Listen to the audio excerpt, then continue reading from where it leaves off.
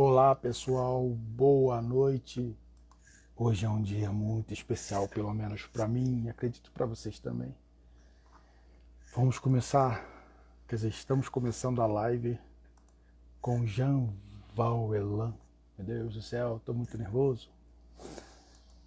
Eu quero explicar para ele a importância dele na minha vida, na minha terapia. Boa noite, Miúcha, Luiz Trades, Luiz Dado, Beth. Boa noite, pessoal tá entrando aí. Vamos esperar Jean Vauelan para a gente poder dar início a uma live com muita sabedoria. Deixa eu ver se ele está por aqui.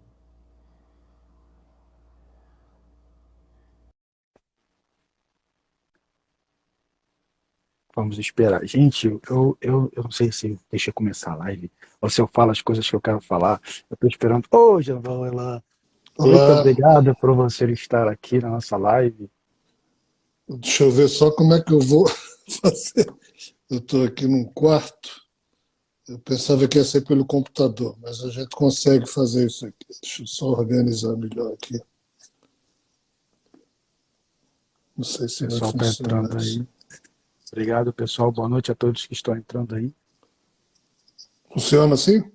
Sim, tá ótimo. Opa, um instantinho só.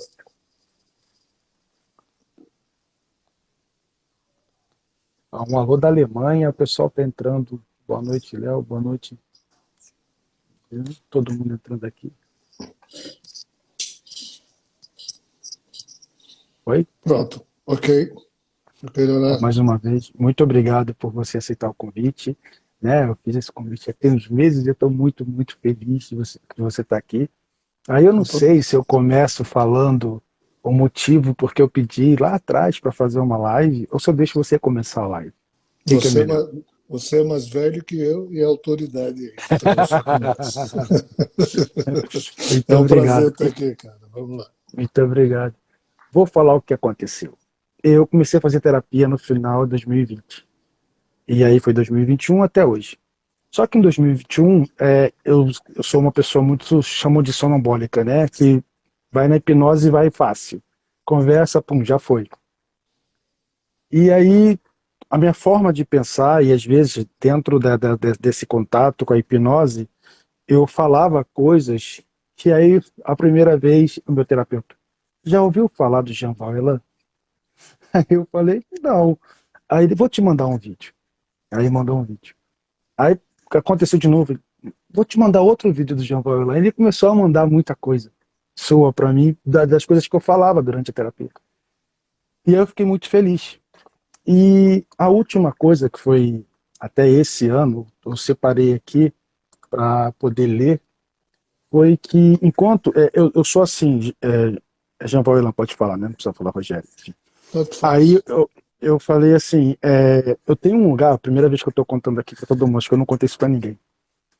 Eu vou para um lugar que eu chamo de silencioso. Enquanto eu tô aqui falando, meu corpo físico, eu tô aqui falando, eu tô em outro lugar. E nesse outro lugar, eu vi um réptil, um homem, assim, sabe? Parecia um réptil ele. E ele deu um nome. E, e eu falei assim, mas tá aí que ele falou assim, não, é só para falar que você tem uma permissão de um contato maior e tal. E o meu nome é tal. Aí eu falei assim, poxa, legal, obrigado. E ele fez com a mão assim, tipo como se eu tivesse uma bolha, sabe, em mim, e falando, quando você quiser ir, você tem permissão e tal. E eu fiquei quieto, só que naquele dia ficou assim, você tem que falar pro Fabiano, você tem que falar pro seu terapeuta, você tem que falar pro seu terapeuta o nome. Aí eu botei aqui, eu falei, você, durante o período eu fui lá, o nome é tal, você conhece? Aí ele botou assim, o Jean Valjean conta sobre uma figura que teve relação histórica com a humanidade, chamado Ostronomo. É isso, astrônomos, astrônomos. E tem muito a ver com isso que você falou lá, que você viu durante a sessão. Então eu falei assim, nossa, agora mesmo que eu quero fazer uma live, porque se tudo que está na minha terapia, dessas coisas, porque assim, eu nasci já seres me levando para outro lugar, eu cheguei da maternidade, vi coisas, tive uma, Isso sempre perturbou muito, sabe? Por ser diferente, enfim, muitas coisas que aconteceu. E saber que tem uma pessoa aqui no mundo que pode ajudar, né? A gente a perceber uma normalidade nisso, uma coisa que faz sentido. Aí eu falei assim, nossa, que bom que existe esse cara. Aí eu fiquei muito feliz. Eu falei, tem que chamar ele para fazer uma live. Era isso que eu queria começar falando. Quer dizer, você faz Beleza. parte da minha terapia. Você ajuda na minha terapia. E ele tá até, ele foi tudo, acho que tudo acontece, né? Porque eu falei para ele assim, olha, ele falou comigo. Aí ele falou assim, nossa, domingo eu vou, você vai dar uma palestra em São Paulo, eu acho, no final de semana agora, né? Uhum. Eu vou estar lá. E não sei, acho que tudo faz parte de uma conexão, de alguma coisa que tem que acontecer mesmo. Era isso. São as boas Obrigado. sincronicidades. Vamos em frente. É isso, muito obrigado. Eu desabafei. E a primeira live que eu recebo muitas perguntas antes. E eu acho que é assunto que só você sabe responder, porque, enfim, depois eu passo no final, eu passo agora, você que escolhe. Você é que manda, cara. É. Então eu vou passar, que aí depois a gente fica solto, né? Tranquilo. Só que assim, eu vou falar de um jeito que chegou para mim, porque eu não entendo muito, né? É assim, uma moça perguntou, os dois lados da mesma moeda, rei do mundo, Melquisedeque, e o governo do mundo. Ela quer saber se estão juntos, estão separados, o que está acontecendo nesse momento. Não sei se você pode responder isso. Posso, mas existem assuntos sobre os quais nós temos, vamos assim dizer, o pensamento organizado. Há um livro, há uma série de livros, há um instituto, há uma religião, há uma doutrina em que fala sobre o assunto, e correto ou não, mas está lá sistematizado o entendimento, e fica mais fácil a gente se referir a isso. Mas tanto a questão de Melquisedeque e o governo do mundo, e algumas pessoas, como a pergunta foi feita, juntam essas duas faces numa mesma moeda, sejam representando o mesmo tema, outras separam, mas esse assunto ainda está por ser entendido. Não é? Então, primeiro vamos situar aqui quem é Melquisedeque. No sentido bíblico e no sentido esotérico, é a cidade de Salém, que é uma das mais antigas do mundo, que a gente chama de Jerusalém, lá atrás, há cerca de uns 4.000 anos, quando essa Salém já existia, mas ainda nela não tinha sido construído o famoso Templo de Salomão, que se daria cerca de vamos assim dizer, aliás, 5.000 anos atrás. Na verdade, Salém tem mais de 5.000.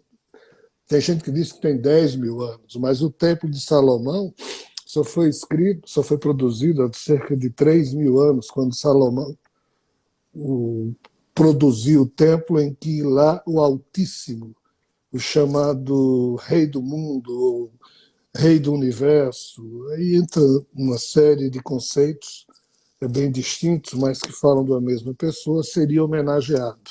Né? Então, assim, ao longo desses últimos,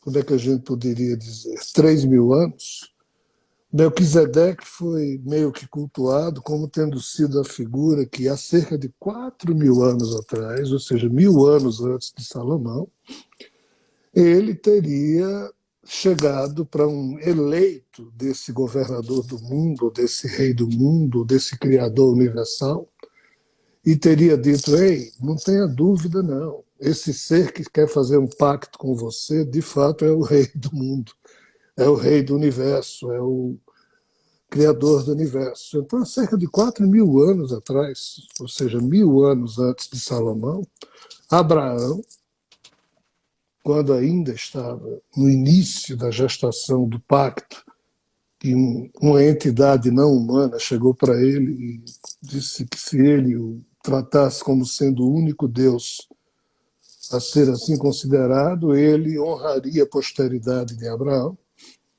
e daria a essa posteridade uma importância muito grande. Abraão, a princípio, não acreditou, ficou em dúvida.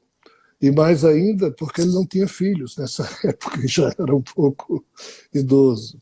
Mas aí, assim, Melquisedeque, que já era o rei de Salém nessa época, procurou Abraão para dizer a ele: Abraão, eu vim a este mundo em nome desse ser que está querendo fazer um pacto com você. Então obedeça, Legal. faça o pacto com ele, porque de fato ele é o rei do universo, ele é o criador universal, ele é o dono disso aqui, entre aspas. E Abraão, então, fez um pacto com Javé, e é por isso que os povos judeus e árabes, ambos descendentes de Abraão, têm a religião judaica e depois a religião islâmica como sendo esse ser chamado Javé ou Alá, dependendo aí de qual cultura a gente pega, judeu ou árabe. Enfim, Melquisedeque seria um emissário de Javé para convencer Abraão a renovar o pacto que ele havia feito lá atrás com Adão, Sete, Enos, Cainã, Malalahel, Jared, Enoque, Matusalém, Lameque, Noé, Sem, Afarxade, Salé, até chegar de novo em Abraão. Abraão é descendente dessa relação de patriarcas.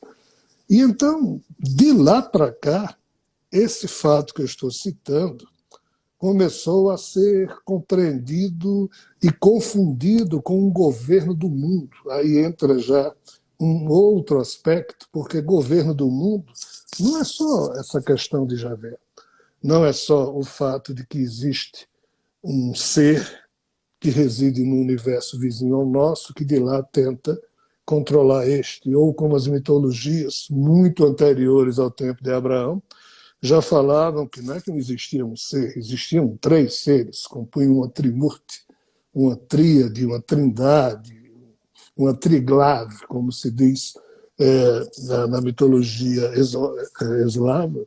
E desses três, um deles era o Criador Universal.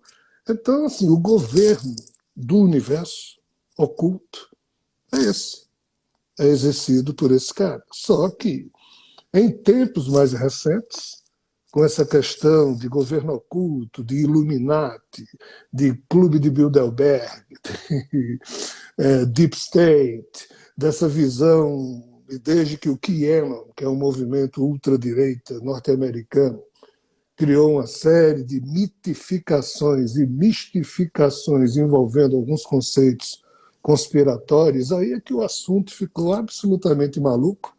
E tem gente que passou a acreditar que Trump, inclusive, representava esse governo oculto e ele era o emissário desse governo oculto para ajeitar a Terra, para acabar com isso, com aquilo e transformar a Terra no paraíso, o que é absolutamente estúpido, o que é absolutamente fora de qualquer nonsense. Mas tem milhões de pessoas que acreditam nisso.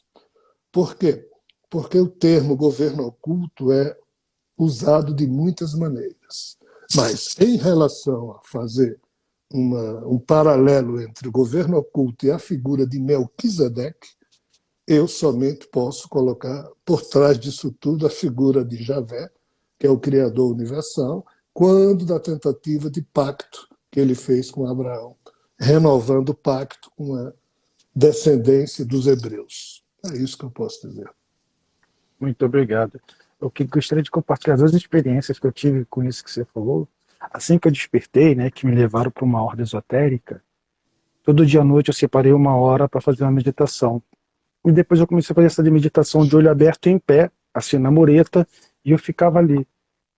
E eu senti uma energia passando para lá e para cá, e eu escutei assim: precisamos conversar com você. Só que eu nunca estudei nada disso. Nada, nada, nada. E aí eu falei assim: eu vou sair correndo, porque não sei que energia é, o que que é, né? Aí botou a mão no ombro e falou assim: Melquisedeque. Aí eu corri. Eu corri, me escondi, e eu estava estudando na época com um grupo, né, da Ordem Esotérica, e falaram, aí começaram a explicar sobre Melquisedeque. E a outra experiência sobre o GO, que eu não falo o nome todo, porque sempre quando eu falo alguma coisa acontece, estava conversando com uma pessoa num quiosque dentro de um shopping, e eu fui falar uma coisa assim, para começar a perceber sobre o GO, e a mesa ela fez um barulho como se alguém tivesse dado um soco forte. Pá. E todos os parafusos caíram, né, na perna dela, e ela falou: não quero mais tocar nesse assunto, vamos parar de falar sobre isso. E por isso que eu não falo falo só GL. Aí tem mais umas perguntas, posso falar? O seu público hoje mandou bastante pergunta aqui de manhã cedo. Se ele tem notícias do mundo espiritual sobre a procedência das chamadas cartas de Cristo. Olha, eu conheço Cartas de Cristo, conheço os livros, é extremamente sério, é extremamente belo, profundo. Sim, é uma obra maravilhosa. Deve ser lida por todo mundo. Tem uma outra aqui que ele continua. Se ele tem informações sobre a vida e os feitos de Apolônio, de Tiana e Zéfiro, não sei se é Zéfiro ou Zefiro, citado por Valdo Vieira. Olha, Apolônio de Tiana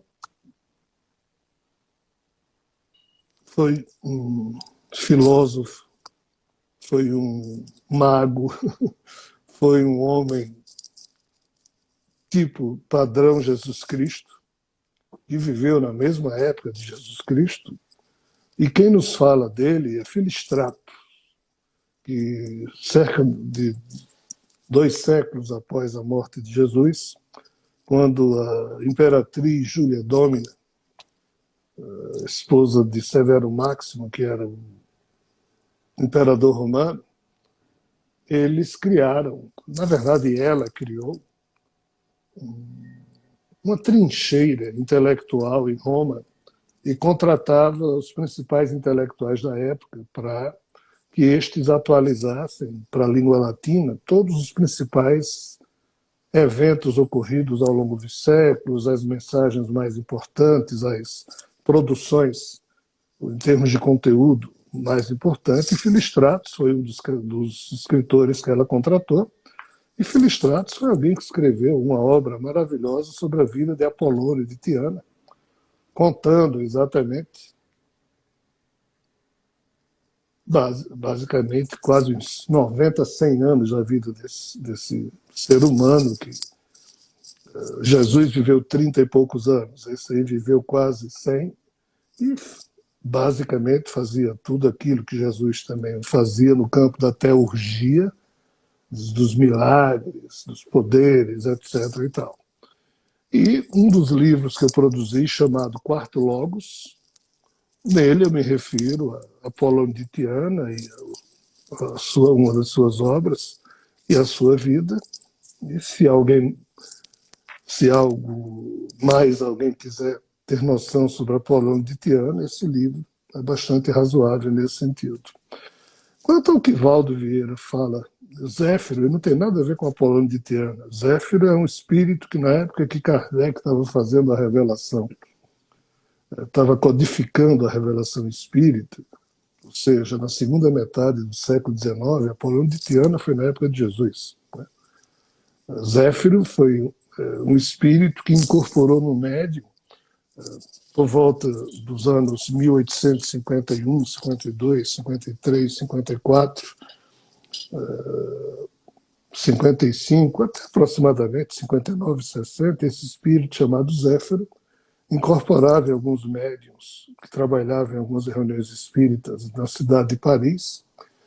E foi ele que, em uma certa reunião que o professor Rivaio, que depois assumiria o pseudônimo de Allan Kardec, estava, e esse espírito incorporou no médium e falou então com Kardec, que estava lá na reunião, que ainda não tinha assumido o nome de Allan Kardec, dizendo ao professor Rivaio que ele precisava lembrá-lo que antes dele nascer, o espírito do professor Rivaio havia assumido o compromisso de organizar aquelas notícias que os espíritos, através dos médiums, estavam ofertando lá na França. Então, foi assim que o professor Rivaio começou a receber as perguntas, respostas, e depois, com os seus comentários, que ele, em 1857, produziu o livro dos Espíritos. Então, Zéfiro é esse espírito que avisou isso ao professor Rivaio, e foi Zéfiro que disse ao professor Rivaio: olha, há muito tempo atrás, nós dois fomos amigos porque nós tivemos a encarnação lá atrás como druidas. E o seu nome, dizia Zéfiro para o professor Rivaio, o seu nome lá atrás foi Allan Kardec. Então foi por isso que o professor Rivaio adotou esse nome como pseudônimo, já que ele era um professor, ele era um homem de ciências, da Academia Parisiense de Ciência. E como agora ele iria falar sobre um tema que não era acadêmico, não era cientificamente, vamos assim dizer, aceito, para que ninguém confundisse, porque ele já tinha muitos livros escritos como Rivaio, que era o nome dele, ele então assumiu o pseudônimo de Allan Kardec. Agora, a pergunta que a pessoa fez talvez se refira ao fato de que Valdo tenha afirmado ter sido ele o mesmo que esse espírito de Zéfiro, o que eu desconheço, e pelas informações que eu tenho, isso não corresponde exatamente ao que eu presumivelmente eu saiba, mas eu posso estar enganado. Mas deixando esse aspecto de lado, Zéfiro e Apolônio de Tiana são essas duas personagens que eu acabei de me referir. Obrigado. E tem mais uma que deixaram no comentário, depois a gente pode continuar por título, né? Você, o Despertar Espiritual, que é: qual o critério usado por Javé para escolher Maria para ser mãe de Jesus? Não foi Javé que escolheu. Na verdade, Javé, ou melhor, usando os nomes cabalísticos, quando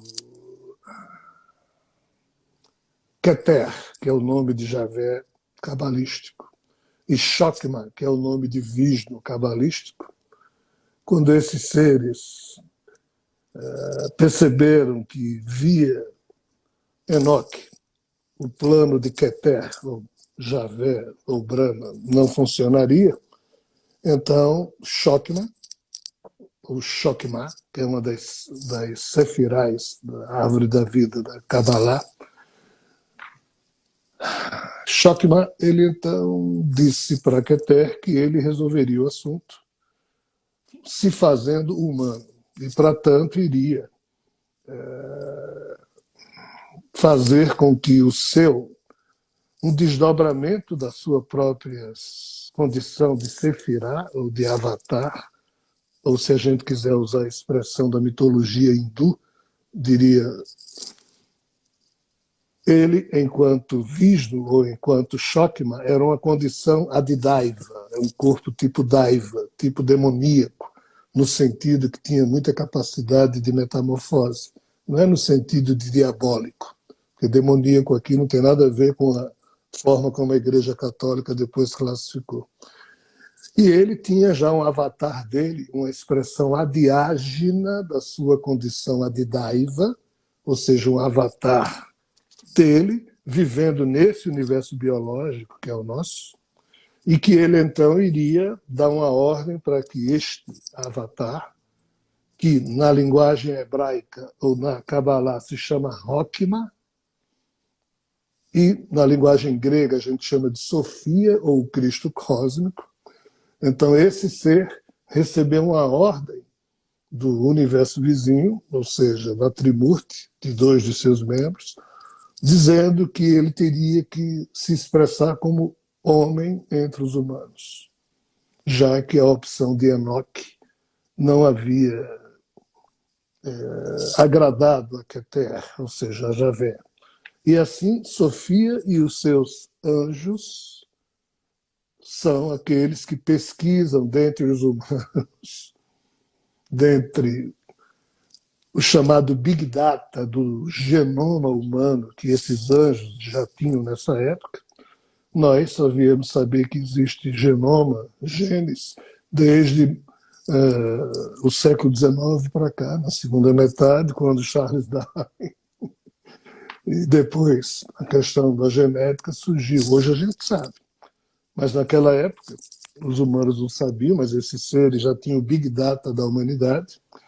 E o Big Data é o quê? São todas as informações possíveis sobre os 28.869 genes que cada ser humano tem no seu genoma, e então eles é que fizeram uma projeção de que tipo de genoma feminino poderia receber uma inseminação de certa área do genoma não humano desse ser chamado Rockman Sophie. Então, a Maria, a chamada menina Maria, com 15 anos, foi escolhida para essa aventura, e então esse Rockman, ou Sofia, dele foi retirado de uma certa área do seu genoma, e esse ser não é humano. Foi retirado, então, um certo código genômico adaptado à condição humana e foi inseminado artificialmente em Maria. E foi assim que, através dessa violência, porque nós humanos tomamos o absurdo pelo normal e passamos a chamar isso de sagrado, quando na verdade é uma violência sem tamanho, uma menina de 15 anos se ver grávida, sem ter tido relação sexual com ninguém, e já de casamento marcado com outro. Como é que você vai, entre aspas, considerar isso algo positivo? Isso é uma violência, isso é um traje sem tamanho. Mas a história que nos foi contada, isso vem embrulhado como sendo uma escolha divina, e nós, humanos, embarcamos em certas narrativas com cores que não são decentes, mas aceitamos como se sagradas fossem, e foi assim que uma menina de 15, 16 anos se viu grávida, porque ela foi escolhida pelo fato de um genoma existir naquelas condições, e isso foi decisão de Sofia, ou melhor dizendo, de Rockman e seus anjos. Porém, há um envolvimento espiritual, sim, já que a espiritualidade pega carona ou faz o jogo dos desígnios desse Criador, porque é um outro livro que eu escrevi chamado Favor Divino. Nele eu explico exatamente que os nossos espíritos se submetem a esse tipo de loucura, a esse tipo de jogo, meio que sujo, porque isso não é decente. Mas exatamente para que se cumpram os desígnios, ou seja, as necessidades desse Criador. Então, espiritualmente, o espírito que animou aquela que foi Maria, foi também um espírito que já nasceu com esse viés, com essa capacidade de produzir um genoma humano que se relacionasse com o que viria de Sofia. Então, é uma sincronicidade violentamente planejada, e o eu humano nasce sem saber nada disso e tem que superar os sustos, os desafios. E ainda bem que José bancou Maria. O herói aí é José e Maria, não são as outras figuras. Eles dois foram heróis, porque suportaram o peso nos ombros de uma aventura que não é fácil. Muito obrigado. Eu estou vendo que interessante, muito interessante esse olhar, né? Estou vendo aqui que um monte de gente quer fazer pergunta, eu quero fazer pergunta, aí eu vou falar o pessoal deixar para o final, né? Porque senão vai ficar parando. Tu não prefere? Porque o tema hoje é Sim, o você que despertar sabe. espiritual. O Uhum. que você Ok, prefere? podemos. Pode ser? Então, ir para o tema, você e o despertar espiritual.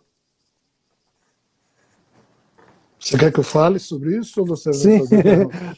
Não, pode começar o seu olhar para o despertar, porque assim, esse ano, não, ano passado, eu de madrugada, né, fui 3 vezes no mesmo lugar com os seres. E eles falaram para de alguma forma ajudar a preparar, porque viria uma energia em forma de despertar para a humanidade. E eu não sabia de que forma fazer isso. E aí as pessoas foram falando live, fazer live, e seria muito interessante as pessoas falarem um pouquinho do seu olhar para o despertar, né? Ou despertar espiritual, despertar da humanidade, o que for melhor na ajuda do desenvolvimento de cada ser, né? Então Ok. seria muito legal o seu olhar, né, para o despertar de todos nós.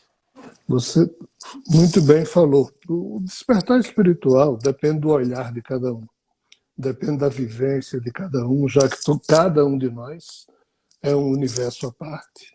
com suas conquistas, com seus problemas, com seus desafios, né? E cada um de nós tem o seu valor, cada um de nós tem a sua estrada.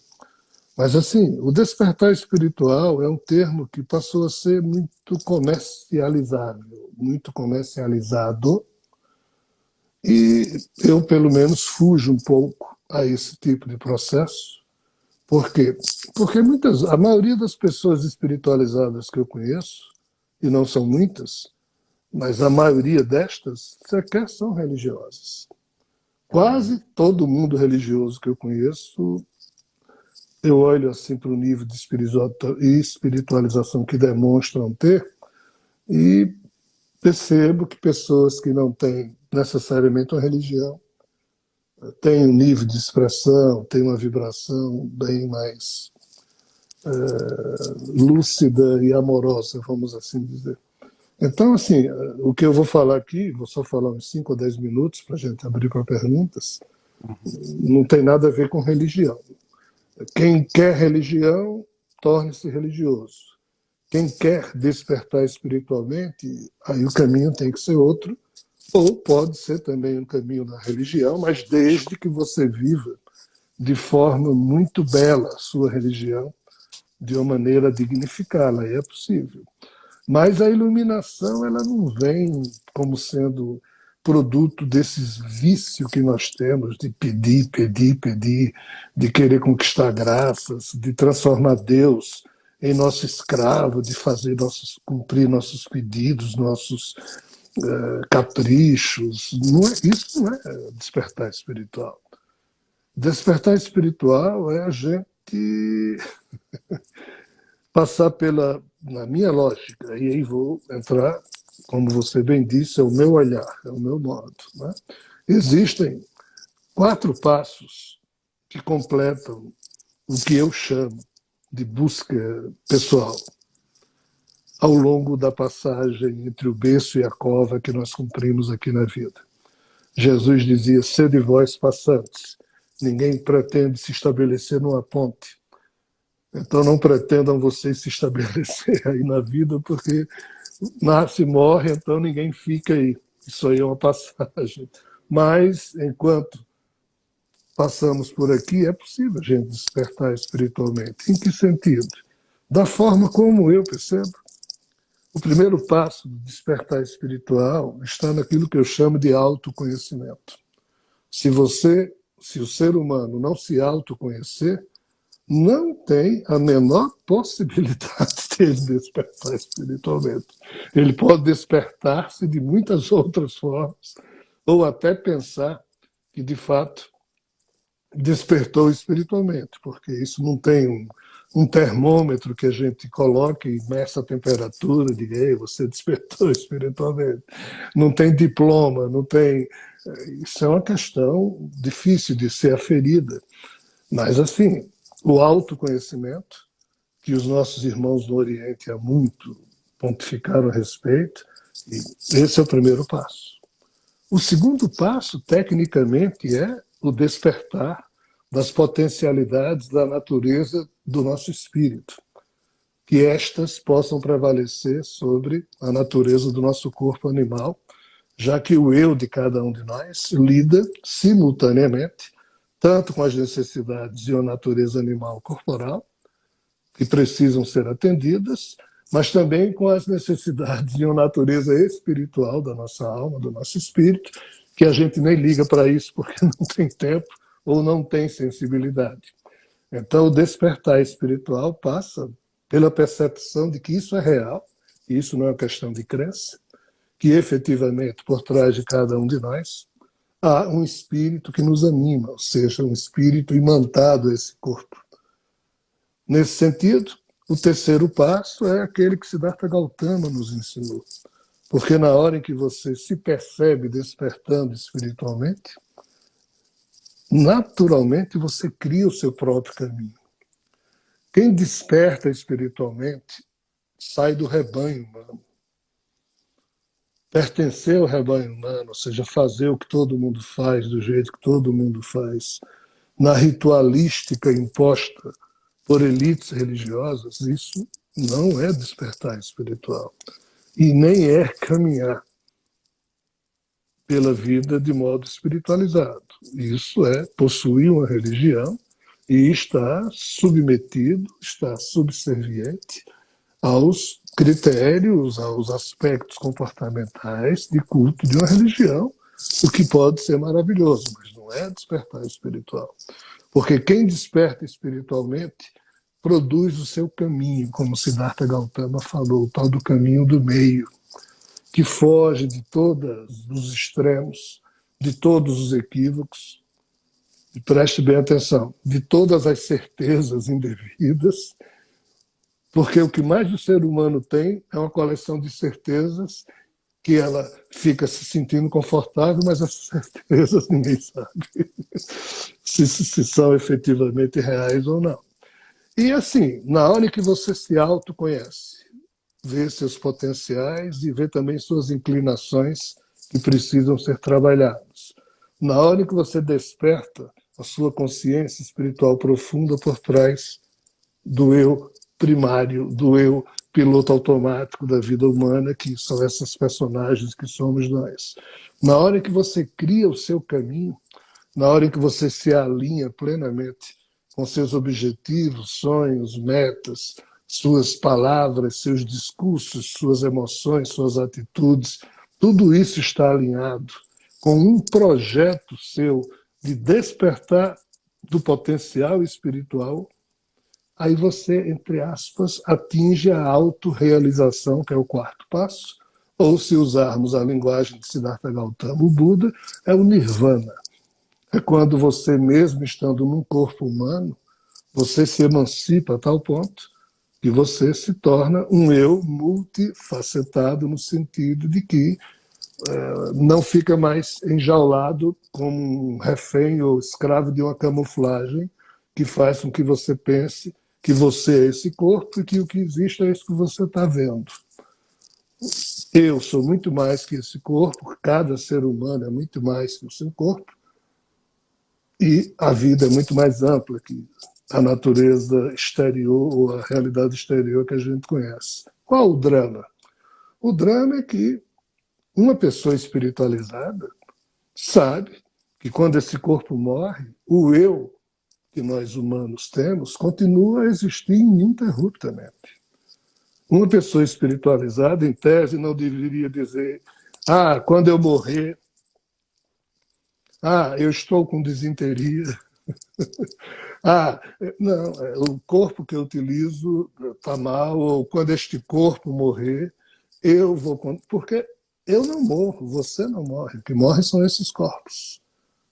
Mas eu, você ou qualquer ser humano, o eu de qualquer um de nós, continua a existir quando esse corpo morre e a gente continua a pensar do jeitinho que estava pensando enquanto o corpo estava vivo.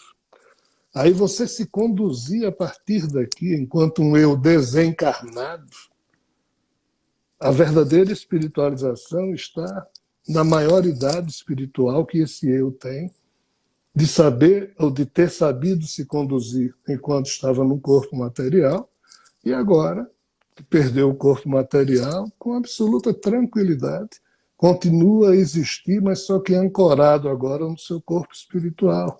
E a transição do eu, que estava hospedado no corpo biológico, para retornar à sua condição de hospedagem no corpo espiritual eterno, quando você é espiritualizado, quando você é comandante de si mesmo, soberano sobre si mesmo, isso aqui funciona. Quando não, tem problemas. Então, concluindo, qual é o drama nosso? É que a gente usa essa palavra despertar espiritual muito irresponsavelmente e de forma muito comercial. Não é assim. Isso não se compra na esquina, não se aprende num curso, não se aprende num livro. Isso é conquista de cada segundo da existência. Mas o primeiro grande desafio reside no seguinte aspecto. Esse corpo tem um tronco encefálico que leva todas as informações sensoriais para uma estação do nosso cérebro chamado tálamo. Do tálamo, todas essas informações vão para o lobo frontal, o parietal, o occipital, o temporal, o hipocampo, a amígdala cerebral e o hipotálamo. A cada segundo, todas essas informações pulsam nesse cérebro e essa pulsação precisa de um diretor que organize o resultado final, a resultante final, desculpem o pleonasmo, desse processo sensorial que passa pelo tronco encefálico e explode no nosso cérebro. Esse diretor é o nosso eu. Aí o nosso eu acha que é um alguém existindo, quando esse primeiro eu é só o resultado desse impulso primordial da vida. Despertar espiritual é quando você também reconhece um eu mais profundo em você, que olha para esse eu do impulso imediato, o eu que é uma espécie de piloto automático da nossa personalidade, que se confunde com esse corpo. O despertar espiritual tem que ser um eu mais profundo que esse. Por quê? Porque quando você diz, o que é um pensamento profundo? Um pensamento profundo é um pensamento que é produzido sobre o pensamento inicial que você teve. Então, o despertar espiritual é quando você aprende com Ramana Maharishi a não se confundir com esse eu imediato, o eu do primeiro impulso que todos nós temos, mas é quando você faz com que o seu eu mais profundo observe esse eu imediato e não se confunda com ele, para que assim você, em despertando espiritualmente, esteja no comando. Esse é o primeiro aspecto. Quem consegue superar o primeiro impulso da mente, tendo um eu profundo que não se confunde com esses impulsos da mente, observa e depois decide se apropria ou não, se faz ou não. E o segundo, a soberania espiritual de cada um de nós passa necessariamente pelo controle das emoções. E o controle das emoções passa pelo controle da respiração. Então nós temos que usar a respiração para apacentar, aquietar o mundo mental e o mundo emocional para que o despertar espiritual soberano possa existir. Sem esses contornos, eu não chamo de despertar espiritual. Jesus tocou em mim, eu despertei. Uma luz, não sei. Maravilha. Mas eu não estou falando disso. Isso aí veio de fora para dentro. O despertar espiritual, na minha visão, é o de dentro para fora. Tem que ter esforço íntimo. Ok, Leonardo? É isso. Como eu falei no início, né? Meu terapeuta me deu vários vídeos seus para poder me ajudar. Esse aqui vai ser um. Ele vai dar o meu próprio vídeo. Porque essa semana eu falei com ele que teve uma época em que eu estava tratando o meu corpo físico como um outro ser. Eu ficava sobre mim. E aí eu comentei com umas pessoas do grupo que tem de estudos de cura, e eles falaram que não podia fazer isso, que é pecado, que é coisa ruim, você não pode, senão você vai ficar um vegetal. E agora eu entendi, depois disso que você falou, o porquê isso acontecia, né? Aquela questão de você olhar isso aqui como fazer parte também do todo. Não tem essa separatividade, uma coisa, acho que tudo faz parte de uma coisa só. Muito obrigado, João Bola. Bem, aqui na bolinha com a pergunta tem 8, aqui no chat tem um monte. Eu vou fazer essas aqui 8, depois, aí quando você quiser falar, tá bom, ok? Vamos só estabelecer uma hora aí para o final.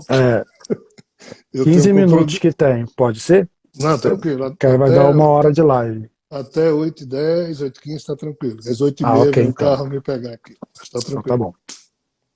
Ó, Leila Luz Crítica. O que Jean Valjean sabe sobre linhagem cósmica de Maria, a mãe de Jesus? Linhagem cósmica, eu não sei nada. Mas sobre a falange espiritual que a Maria, a mãe de Jesus, depois de assim ter sido, né, ela terminou compondo na espiritualidade, é uma falange de trabalhadores maravilhosos e trabalham incessantemente na arte de apoiar, de pôr no colo espiritual incontáveis seres humanos que vivem mal e morrem mal e que, portanto, necessitam de cuidado espiritual. É impressionante o trabalho dela. Em termos de linhagem cósmica, eu não sei nada, mas só uma informação, uma vez me foi transmitido, e eu até falei isso no livro, que tem a ver com o espírito que foi escolhido para ser a mãe de Maria, ou desculpa, para ser a mãe de Jesus. Ela já pertenceu a um contexto existencial do sistema de capela, onde o Rockman, ou Sofia, ou seja, o Cristo cósmico, tem a sede da sua governadoria. E o espírito que foi Maria, antes de ser um ser humano como nós, ela pertenceu a esse contexto biodêmico. É a única coisa que eu sei, e é muito pouco, e isso não quer dizer muita coisa. Então, prefiro dizer que nada sei sobre a linhagem cósmica do espírito que foi a mãe de Jesus. Tem outra aqui. Elan, boa noite. Tu poderias me falar um pouco sobre o livro O Mistério de Belíssima Vilca? Acho que é isso. Eu não consigo entender. O Mistério de Belíssima Vilca. Você conhece esse livro? Não, Não, ok. com esse Vou nome, passar para cá. Vou passar para cá. peço desculpas. Vou começar daqui. Tem tanta pergunta. Quando vai ser revelada a verdadeira história do planeta Terra? Sabe responder? Quer responder? Olha, quando nós tivermos maturidade e elementos no campo do conhecimento para tanto, mas isso já está começando. O que nós temos que compreender é que as primeiras notícias sobre a verdadeira história do planeta Terra, como foi bem dito aí na pergunta, as mitologias tentaram contar. Passa por um xamanismo inicial, desde há 47 mil anos atrás, quando os portais entre o universo vizinho e esse nosso universo estavam abertos e a Terra tornou-se o centro de interesse, porque antes o centro de interesse desse pessoal do universo vizinho que as mitologias todas falam era Marte. Só que há 300 milhões de anos atrás, o chamado Ragnarok nórdico, a destruição das civilizações que no conglomerado de realidades de Yggdrasil, as 9 realidades que eram alinhadas em torno de Yggdrasil, o Ragnarok que ali ocorreu destruiu muitas dessas realidades e no âmbito do nosso universo, na parte do nosso universo, o mundo que estava vinculado a Yggdrasil era exatamente o sistema solar, mais especificamente Marte.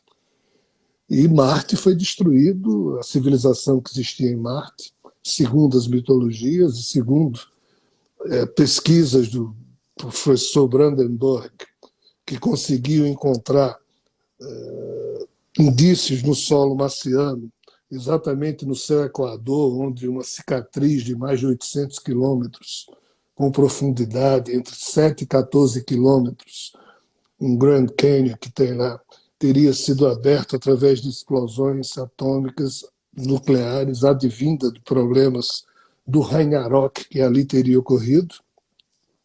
E somente a explosão nuclear pode produzir um certo tipo de elemento que aparece na superfície dessa região de Marte. Então, assim, depois disso é que a Terra começou a ser, entre aspas, cuidada, porque nessa época sequer a vida pluricelular havia surgido na superfície terrestre. Existia somente nos mares da Terra. Então, depois é que a vida tornou-se complexa aqui na Terra. Então, assim, as mitologias falam que quando os seres humanos foram criados ao longo da evolução biológica que se deu aqui na Terra, todo um contexto de seres de fora que usavam os seres humanos como animais de estimação, etc. e tal, e também os seres de fora desse universo que aqui vinham, como os Anunnakis, como os Sirianos, né? E aí tem a ver o próprio Astronomos, que desde o início o Leonardo se referiu a ele, mas isso é uma outra história. Então, essas figuras que já existiam nessa época, tanto os deuses mitológicos extrafísicos, como os deuses mitológicos extraterrestres desse universo, passaram a disputar regiões aqui na Terra e os seres humanos passaram a ser meio que massa de manobra dessas confusas disputas, e isso tudo está escrito nas mitologias. Qual o problema? Nessa época não existia religião. Essas mitologias, e eu posso dizer para vocês que eu estudo bastante mitologia, aliás, estudei lá atrás, estudei exato 75 mitologias, mas tem mais de 100. Eu estudei 20 mitologias nos 3 continentes americanos, 12 mitologias na África, 8 no Oriente Médio, 6 na Ásia, 16 na Europa, 13 na Eurásia. Esse número deve dar 75. Em cada uma dessas mitologias, a verdadeira história da Terra foi contada lá atrás. Só que as religiões que surgiram depois esculhambaram com essas mitologias, cancelaram todas essas histórias, transformaram isso em lenda, em mitos, em mentiras, em narrativas falsas. Aí criaram as suas próprias narrativas, impuseram isso à humanidade. E hoje nós somos uma espécie que não sabe responder a questões básicas da nossa filosofia existencial. Quem somos nós? O que estamos fazendo aqui? De onde viemos? Como surgimos? Por quê? Porque as religiões riscaram tudo isso e disseram, foi Deus. Pronto, acabou-se. Deus, e com Deus elas resolvem o assunto. Enoque escreveu 366 livros. Hoje nós temos pedaços de 2. As bibliotecas de Pérgamo, de Alexandria, a biblioteca de Nínive, que é a Surbanipal, tinha mais informações do que a biblioteca de Alexandria. Tudo isso foi destruído. E essas notícias sobre a verdadeira história do planeta Terra simplesmente se perderam. Aí, hoje nós temos esse muro que as religiões criaram, desenvolveram narrativas falsas sobre essa verdadeira história. Essas narrativas falsas foram se transformando através do trabalho de homens e mulheres formidáveis em narrativas bem intencionadas. Aí começaram a ser repetidas século após século, de tanto ser repetido, se transforma em verdade e em certeza para as pessoas. E hoje ninguém sabe olhar lá para trás e reconhecer a verdadeira história da humanidade. Então nós temos que, primeiro, deixar que essa geração viciada em crença e nas notícias advindas das religiões, essas gerações se retirem da Terra, tipo a que eu pertenço. Nós, os mais velhos, temos que sair, temos que morrer, para que outras gerações mais novas possam surgir e, quando não mais houver essa dependência absurda e doentia por certezas que são totalmente absurdas, mas que nos acalentam, quando o ser humano se tornar dignificado pela sua própria conduta intelectual e emocional, aí será o tempo de nós descobrirmos, entre aspas, a verdade. Porque se descobrirmos agora, é susto para tudo que é lado. O próprio Jesus crucificado, melhor dizendo, ressuscitado após a crucificação, ele disse para Tomé, Tomé, alguns na Terra têm esse hábito de buscar a verdade. Pena que sejam poucos. Mas esses nunca deixam de buscar a verdade. De tanto buscar, um dia vão encontrar, mas no dia que encontrar, vão ficar estupefatos. Ou seja, Jesus não disse que no dia que a gente descobrir a verdade, iria sair dando pulos de alegria. A gente iria entrar em pânico, estupefato, susto. Depois se equilibraria. E depois reinaria sobre o próprio processo. Por quê? Porque a verdade não é agradável de ser descoberta. Ela está toda camuflada. E passa por essas notícias mitológicas. Então, quando é que nós vamos saber disso? Os livros que eu produzo, em tese, não estão apresentando nenhuma verdade, que a gente não pode ter essa pretensão. Todo o material que até hoje foi produzido na história humana foi feito com a pretensão de que era verdadeiro, de que era verdade. Está errado. Do jeito que um pé de coco não dá uma manga, do jeito que um pé de goiaba não dá uma jaca, um ser humano não pode pretender que um livro que ele escreva, mesmo que seja com um espírito maravilhoso por trás, ou um ser, sei lá de onde, ou Jesus, ou as cartas de Cristo, ou as cartas de Deus, o que seja, passou por um ser humano, vai ter defeito, ou vai ter imperfeições naturais da condição humana. Então, por si só, nós deveríamos ter a decência de não tentar estar ou pretendendo falar a verdade, dizer verdade, ou convencer qualquer pessoa de qualquer coisa. Nas palestras que eu faço, nos livros que eu produzo ou escrevo, eu digo, olha, eu não sei se isso é verdadeiro. Prudência. Isso é só a minha opinião ou a minha visão, posso estar totalmente enganado. As gerações do futuro é que vão ou jogar isso no lixo ou aproveitar de alguma forma. Por quê? Porque tudo que foi colecionado até hoje não é verdade, não está correto, mas criou um muro tão, uma barreira tão terrível que você não consegue ver lá atrás. Então, esses livros que eu produzo convidam as pessoas a refletirem sobre o que está posto, mas não aplaudindo o que está posto, mas não confirmando o que está posto. Ao contrário, eu estou agindo a partir do perspectivismo que a revelação cósmica requer. O que é o perspectivismo? É aquilo que Nietzsche dizia, que todas as verdades, os ídolos, os conceitos, as crenças que os seres humanos colecionaram têm que ser quebradas com um martelinho filosófico para que cada uma delas fosse vista por diversos ângulos, ou seja, o perspectivismo, para ver se aquilo está correto. Concluindo de minha parte, Immanuel Kant, ele diz algo muito interessante, é um filósofo prussiano. O intelecto humano deve ser medido pela sua capacidade em colecionar incertezas. Porque nós, humanos, não temos como ter certeza sobre quase tudo. Então, deveríamos primeiro colecionar incertezas que podem um dia se tornar ou serem confirmadas. Mas como a gente age pela fé, nós damos por sabido aquilo que a gente ainda precisa descobrir, mas como a gente acredita naquilo e aquilo é confortável, a gente já diz, não, isso é verdadeiro. Coleciona esse tipo de certeza, mas isso não é ser homo sapiens. É ser viciado em crença. É alguém que acredita, em acreditando se sente confortável. Mas saber a verdade, você precisa buscá-la através do intelecto, através da perquirição, através de questionamentos. E aqui você tem que sair da zona de conforto, o que não é tão fácil assim para muitos. Muito obrigado.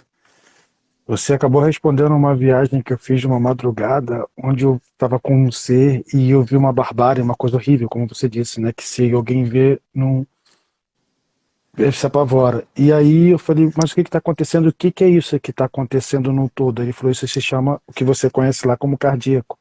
E eu falei, qual o motivo disso? Um homem que se sente poderoso, ele quer toda a sabedoria de todos os povos para ele tentar entender como funciona o mundo. Só que sem controle. Aí é muito triste isso, né? E eu acabei acordando. Muito obrigado por seu esclarecimento. Muito, muito bom mesmo. É, vou falar rápido porque isso vai dar 8 horas. quem que está atualmente atuando na providência divina do planeta Terra? Se quiser responder. Olha, a minha resposta não é muito boa, porque eu sou dos que pensam que nunca ninguém esteve atuando como providência divina, e que isso não existe. Existe, sim, um grupo de espíritos, um grupo de seres que trabalham incessantemente pelo bem, como também tem uma turma aí meio perdida que trabalha no que chamamos de mal, né? E até hoje o que entendo como sendo a vida, seja espiritual, seja aqui, é esse meio confronto, meio maniqueísta que a gente fala entre bem e mal. Mas a coisa está tão complicada que aqui na Terra eu só vejo confronto entre máfias, é mal contra mal, não tem bem contra mal. O bem está escondido nos nossos corações, todo mundo se corrompeu. E eu falo a nível planetário, nós não temos mais referências nem de elites religiosas, nem políticas, nem filosóficas, nem de coisa alguma, a não ser no campo artístico, em que as genialidades continuam se expressando, e é ótimo. Mas, assim, nós perdemos essa noção, mas continuamos a acreditar, a ter certeza de que existe um Deus maravilhoso, que está no comando, que cuida de todos nós e que no final tudo vai dar certo. Olha, nunca deu nada certo no final, em nenhum período histórico da Terra. Nós apenas não nos autoexplodimos ainda, ou não nos destruímos ainda, mas nos matamos loucamente e alguns escapam e a vida continua, e é assim que tem sido. Mas não é que tenha dado certo. Então, nós estamos na iminência do pior momento da história terrestre, em que todo o acumulado de erros, né, está agora se confrontando e sendo confrontado, e não tem ninguém no comando. Vai dar o que tiver que dar.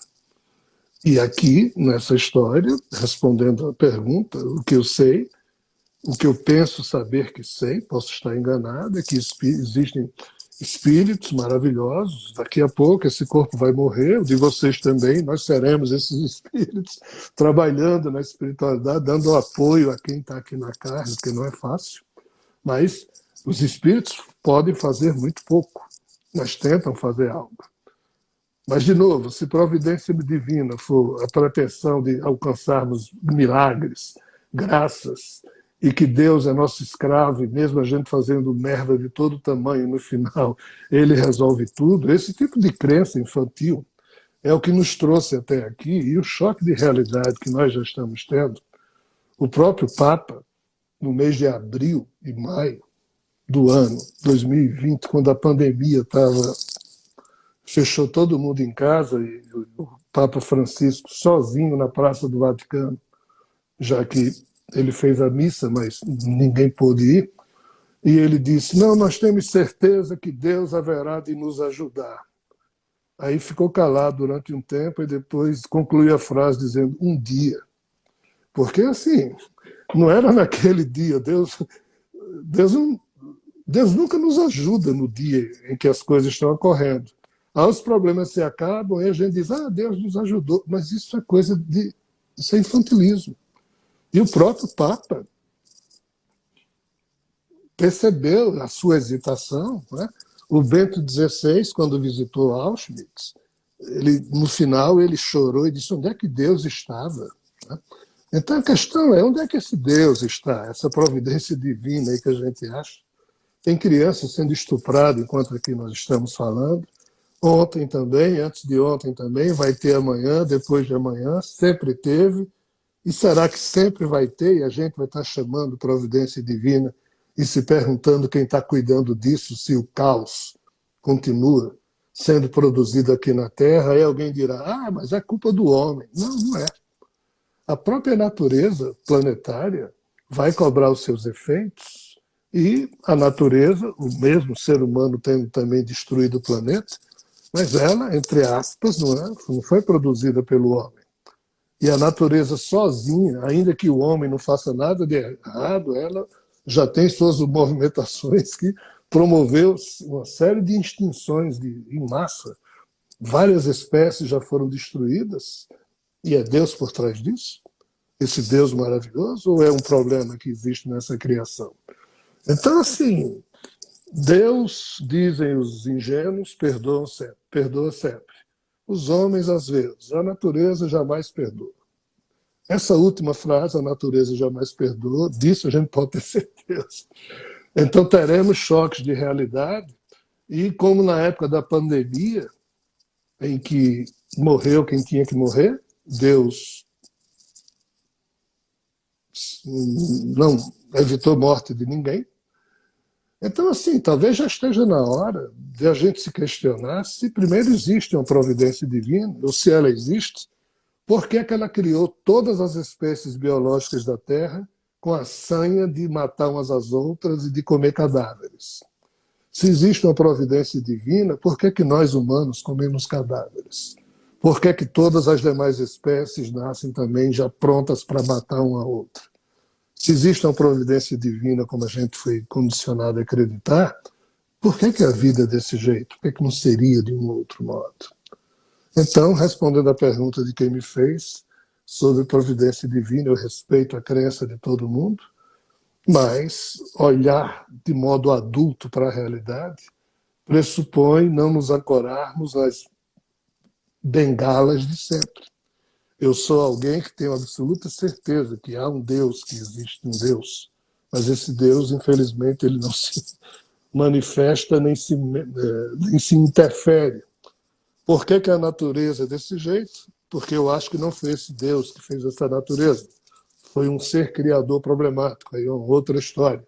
A gente confunde o conceito de criador com Deus. Eu não confundo. Mas nenhuma desses dois conceitos se encontra como providência divina funcionando, porque as coisas aqui na Terra não deixam que muitas pessoas possam ter uma vida digna. E se não há dignidade, perfeição não existe. Se não há decência, não há alguém belo por trás do processo da vida. Claro que nós humanos temos enfeiado ainda mais o processo da vida.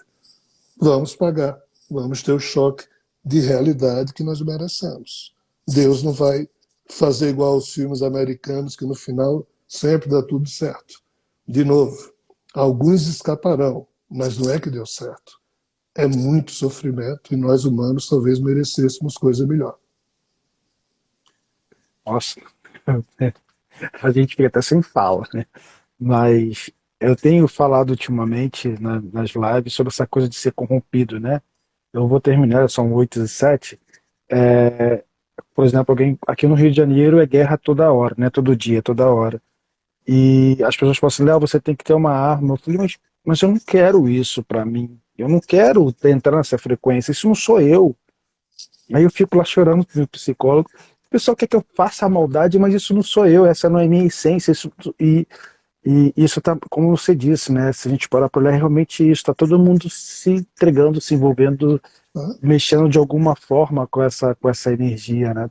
De arma, de morte. Espírito, se você me permite, espírito minimamente decente prefere morrer a ter que matar. Prefere ser agredido a ter que agredir. Vou te contar uma coisa. Um tempo atrás, eu fui para um psicólogo. Eu contei toda a minha trajetória de vida porque ninguém entendia tudo que essa questão de ver, de mediunidade e tal. Numa época era coisa de doido, né? Então vai para o hospital de maluco e tal, outras coisas. E aí o terapeuta falou: se eu fosse você, saía daqui, descontava tudo no primeiro. Aí ele falou isso em uma sessão, falou na segunda, aí eu parei de ir e falei assim: eu prefiro fazer isso comigo do que com o outro. O outro não tem culpa. O outro não tem culpa. Aí o psicólogo me fez parar psiquiatra, porque ele falou que eu tinha que fazer maldade. 8h09, mais uma pergunta, tá bom? Eu queria também que você falasse sobre as suas palestras, porque eu sei que muita gente veio falar comigo. Eu vou estar em Brasília, eu vou estar em São Paulo, eu vou estar não sei aonde. O que você acha? Sábado e domingo próximo agora, eu vou estar em São Paulo. Né? São 2 palestras, uma no sábado às 15, outra no domingo às 15. Mas assim, de cabeça eu já não sei te dizer. Aí entramos no mês de Colocar aqui o agosto. site aqui, ó, www.janvoelan.org, para Pronto, aí pegar está a mais relação. informações. Agradeço. Aí estão as palestras. É isso. Você falou 8h10, 8h15, são 8h09. Então, gente, tem Muitas perguntas aqui, muitas perguntas, Jean Borlan. O espaço aqui é todo seu. Quando eu quero também fazer um monte de perguntas, mas eu fico assim, ó, caramba, isso tem a ver com aquilo, isso tem a ver com aquilo. Sabe, a gente faz uma costura pelas nossas experiências de vida, né? De contatos e tal. E eu amei essa live, pena que a gente tem que parar por aqui, mas o espaço é aberto quando quiser voltar, tá Obrigado. bom? Eu percebi que o pessoal que está aqui são os seus seguidores, eles são muito fiéis e te adoram. São palavras de carinho desde quando eu publiquei carinho e amor por você, e isso é muito legal. Acho que é isso que a gente está precisando hoje, né? Eu não Então, muito estou à obrigado. altura, mas agradeço de coração. Leonardo, muito obrigado. Prazer enorme, espero ter sido útil. Muito. Vamos em frente. Um abraço a Quando, todos vocês. Desculpem alguma coisa meio forte que eu possa ter falado. gente, quando ele puder, ele volta, tá bom? Obrigado. Uma ótima semana. Obrigado mesmo, Jamboila. Obrigadão. Tchau, Valeu. tchau. Fiquem bem. Tchau.